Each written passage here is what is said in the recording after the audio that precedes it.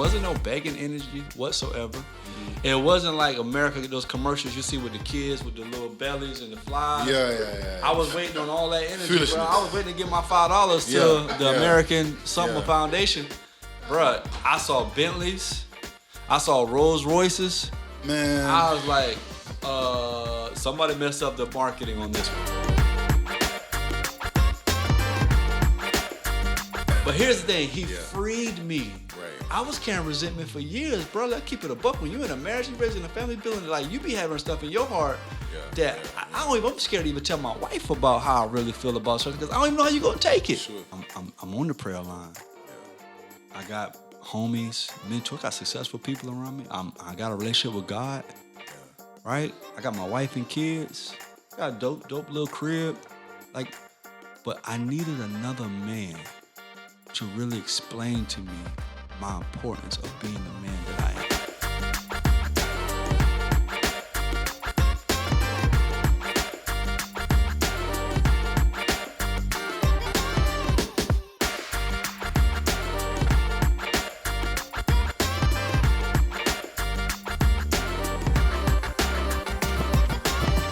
Hey, what's up, fam? It's your boy, Coach Crump. And Chizzy in the building, man. Boy Man King podcast where the journey continues. Let's get it. Hey, man, I'm excited about this episode, man. I mean, I'm excited, too. I got a little situation going on with the merch. I see you got your dashiki on today. Yeah, hey, listen. What's that the about? Original. Man.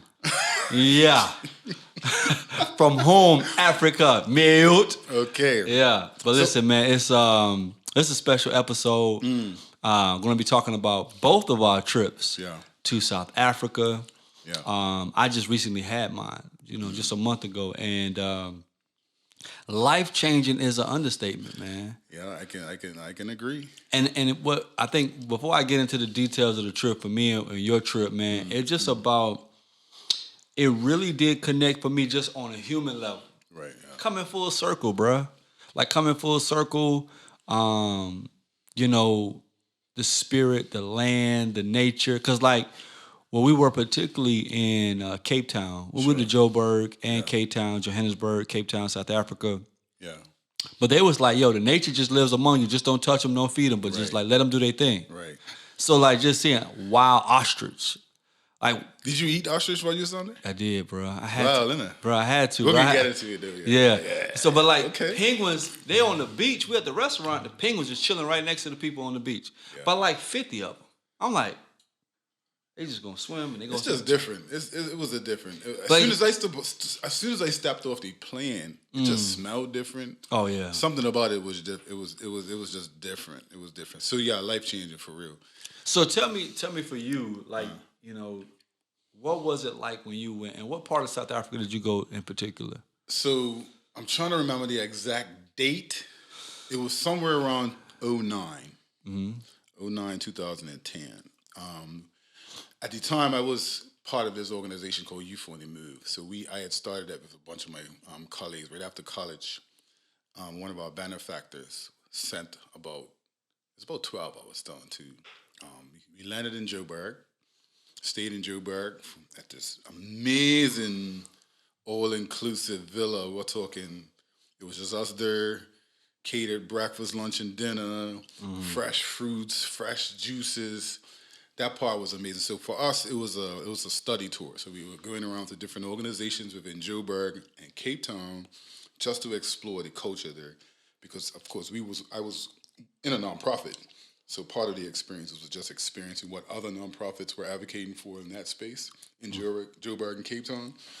But again, amazing experience. Like I said, as soon as you step off the plane, you kind of just feel different. And until you experience it, you really don't quite know what it is. It's hard to articulate, but it's just a different vibe that you get as soon as you touch down.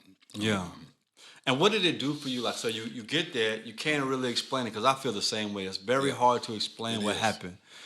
But once you had it, what did it do for you afterwards? I mean, in all honesty, I actually got married maybe 6 to 8 months, maybe less than a year after that experience. So for me, it just opened my eyes up to why I do what I do. Why? So again, as I said, I was in the nonprofit space, working with local, people in the community in Bermuda, gangs, the highest risk population, and we were advocating in that space from 18 to 35-year-olds, youth and young adults. And so for me, going to a place like Johannesburg and Cape Town and going to the shanty towns and having experiences with other organizations who are at the helm of advocating for that population, whether it be to get proper toileting in their shanty towns and there's little places, so things we take for granted. For me, that was an eye-opening experience because I'm like, in Bermuda, coming from a place of privilege, it kind of makes you step back and makes you, it made me value what was important to me. So for me, that was my family. So that was my sort of revelation when I was there. I'm like, yo, I'm doing this all for the wrong reasons. So it helped me to figure out why I wanted to be passionate about community and what was important to me. So that was in a nutshell what it led me to do. I got married like maybe 6 to 8 months later. Of course, as time progressed, things didn't quite work out, and we kind of touched on that in other episodes, and we'll get into it a little bit more. But it was an amazing experience that everyone should and I'm pretty sure you can attest to this too, man. Tell me a little bit about yours, man. What was it like for you? I was just constant. I mean, yes, the safari, Yeah. yes, the nature, yes, the people, yes, the place. Even going to Soweto, we went to the same street where only two Nobel Prize peace winners, Bishop Tutu and Nelson Mandela, was actually like living in the same neighborhood, and we went to Nelson Mandela's house Okay. that he stayed in, and that was really in my, because I first went to Joburg, so that was the peak. Okay. For me, like going to Soweto, seeing some of the locals, and seeing like the impact Nelson Mandela made. So that whole shack squatting poverty piece before he was president, that was like 80 to 85% of the whole Johannesburg. Yeah. After his presidency, that's like 30, 40% of Johannesburg. So it's like he made such a shift in the whole country. You're talking about millions of people. Yeah. And it's like, and I started seeing all these shacks, and I saw the suburbs, I saw the upscale, we saw Sandtown. Strange. It's dichotomous almost because you're like, Yes, and I'm staying at the Leonardo Hotel, so Yeah. we're in the richest per square mile in the continent of Africa, right? But you go down to Soweto, and there's like boxes, yeah. and then like one box was the size of this room, and it was like 8 men would live in there, and it was like sometimes 16. I was like, how you gonna? It's 8 beds. It's like there's no room. It's like nah, they would do shift work for the mines, Yeah. so they were or the fields, and so they would have. You guys sleep in the day, we sleep in the night, and they'll just keep switching out the bed, but they're in the same spot. And I was just like, it's crazy. And seeing your people in so many dynamics, seeing people passionate, seeing people appreciative, seeing people so receptive and respectful. Wasn't no begging energy whatsoever. It wasn't like America, those commercials you see with the kids with the little bellies and the flies. Yeah. I was waiting on all that energy, bro. Foolishness. I was waiting to give my $5 to the American Summer Foundation. Bruh, I saw Bentleys. I saw Rolls Royces. Man. I was like, somebody messed up the marketing on this one. Somebody flopped. yeah. And then I stayed in a $2 million villa with a private chef in Cape Town, with like those corporate kitchens in it. Right. With people that cleaning the pool. We walked down by the beach. I'm saying, yo, I can live here, bro. It was beautiful. Like, Nelson Mandela House was dope. Joburg off the chain. The history, the people, everything, the food, the cuisine. Cape Town changed my life. Yeah. Cape Town changed my life. I could live in Cape Town. Matter of fact, I know I'm going back this year. Right. We have a nonprofit organization that helps 6 underprivileged communities there. Okay. More on the farming side, and we just had a great connection because I guess because we did so much work with the locals. I really felt a bond, and the people are just. It's weird to say this, but the people are more genuine. I felt that. I felt a similar energy as well, and that was transformative for me because I don't know. It's where you would expect coming from Western culture, coming from a place from Bermuda. I think Bermudians are quite genuine. I think Bermudians are quite hospitable, very pleasant people. But to go to South Africa, Joburg, Cape Town, I remember we stayed, I think it was called the Pathways Guest House, I think it was called. It was at the base of Table Mountain. And I was in my room and I had bought a pair of khakis. And so I think the khakis somehow the khakis got a hole in it. They were I wore them once, they kind of ripped. So I called to guest services and I was like, is there any way I can get my pants fixed? Me coming from Bermuda, you just pick up the phone, make a phone call, they make it happen. So they said, no, I'm not quite sure we could do that. But just leave them in the room and we could see if we could sort them out.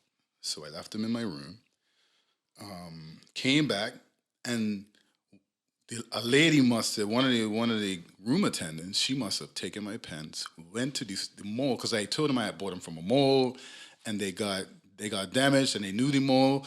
I gave them the name of the mall, and she actually took my pants, went back to the mall, and exchanged them, and brought them back to brand spanking new to my room. And I had never had that experience. I was blown away, because my expectation was that she was probably just gonna take them downstairs to a seamster, fix them, and bring them back to me. But for her to go to the mall, Did you tip her? Is what the question. 100%.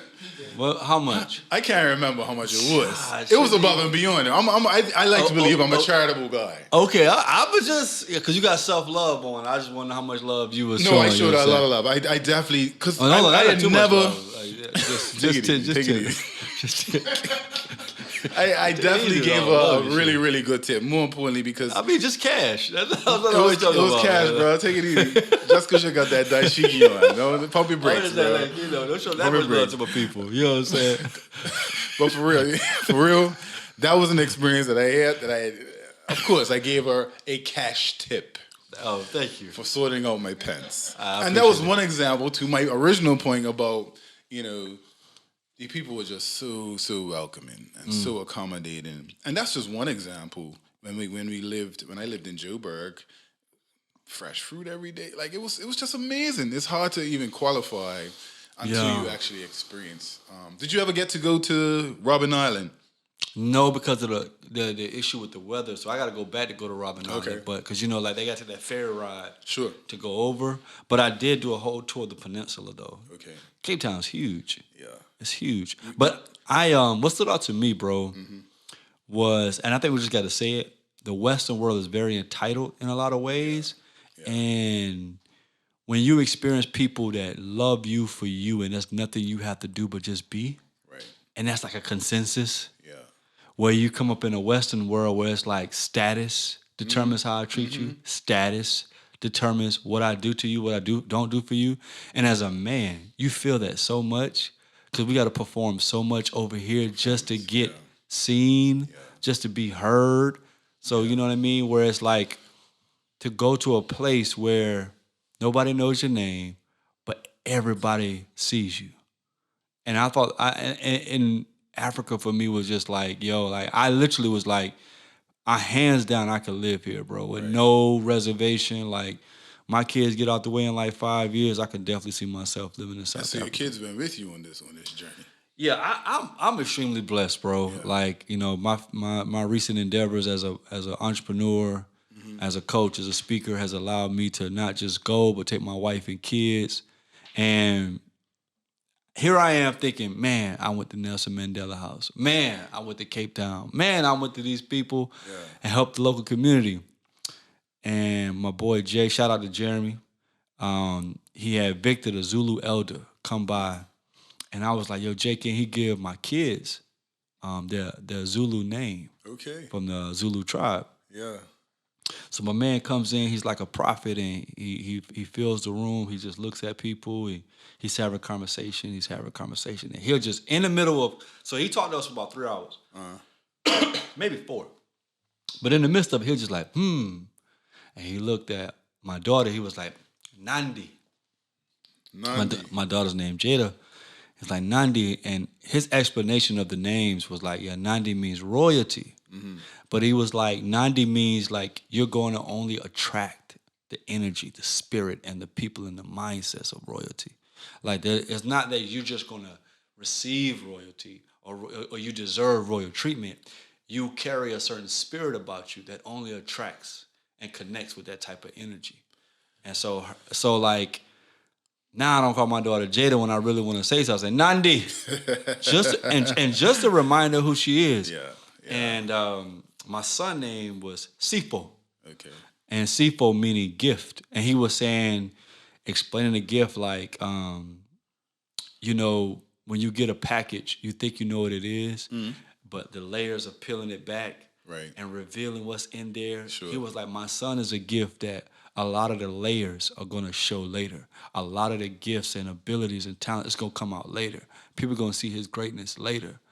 And I get that with my son. Right. You know what I mean? Yeah. My wife's name was Nkosi Sana, which means woman king, which means that she gets the same authority to make decisions in high places that a man does. Right. And that whenever she gets, and he gave an analogy, she said she thinks like royalty in a way, in the sense that he put it in a context of a flight with turbulence. And he said, you know how when a plane hits that turbulence, it tilts the nose up and keeps rising above it. Sure. So he was like, every time she faced turbulence, she's just gonna keep rising above it. Man, listen. So like Bars. So then he comes to me. He's like, and this is where I want to have a conversation with you. Right. He comes to me. Now here I am. I'm a president of this organization. Right. I'm running this business. I'm directing this group. I'm taking care of my marriage, taking care of my children. But I have this human part of me that have resentment. Yeah. I feel unseen sometimes. I feel unappreciated sometimes. I feel unloved sometimes. My man says, Boosie. I was like, Boosie, okay. He was like legacy builder. He was like, but he said the legacy you're building, you have to be an anchor. And he said, anchor like depths of the sea, it keeps everything and everyone started, but nobody sees it. Right. Nobody appreciates it. How do you receive that? Bruh, Mind blown. Bruh, I'm sitting back. He was like, yeah, Vusi, you're the anchor. So you're building a legacy because you're being an anchor. And because you got to be an anchor, you're underneath the surface. You're doing stuff that nobody sees. Yeah. You're doing stuff that nobody appreciates. You're doing stuff that nobody understands. But the only reason why everybody is even stable on the boat is because the anchor is in the water. Sure. Right? Everybody loves the decor. That was right up your alley. Bruh. But here's the thing. He freed me. Right. I was carrying resentment for years, bro. Let's keep it a buck. When you're in a marriage, you're raising a family building, like you be having stuff in your heart that I'm scared to even tell my wife about how I really feel about something because I don't even know how you're going to take it. Sure. For him to do that, bro, it released a lot of resentment in me of feeling like I had to be seen to be appreciated. I had to be validated to be appreciated. Mm-hmm. It was like, I have to be.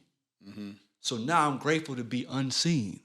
Wow. Because I understand me being unseen is helping me build a legacy for my grandchildren. You get what I'm saying? I'm embracing the role of being unseen, and I'm super cool with it. And that's an amazing space to occupy, man. Because like you said, it releases you of also all the expectation, all the entitlement, all that feeling of not being seen. I mean, we have these conversations all the time on the prayer line where, it's that whole bravado piece and that whole I gotta be a lot of stuff to a lot of people. But when you enter a space where you're just comfortable, just being and knowing that the work that you're doing is for a greater cause, it eliminates a lot of the expectation for yourself to be heard and validated and all these things. But here's what tripped me up, Chizzy. I'm on the prayer line. Yeah. I got homies, mentors. I got successful people around me. I got a relationship with God. Yeah. Right? I got my wife and kids. Got a dope little crib. But I needed another man to really explain to me my importance of being the man that I am. It did something different in me. Yeah. And now I understand why somebody could be in their 40s and their 50s and late 30s and still needing that other man to really help break you through in a mental, emotional space to socially accept the roles and responsibilities of being the man you are. Mm-hmm. Like, it wasn't that I just found it out. It was that he said it to me.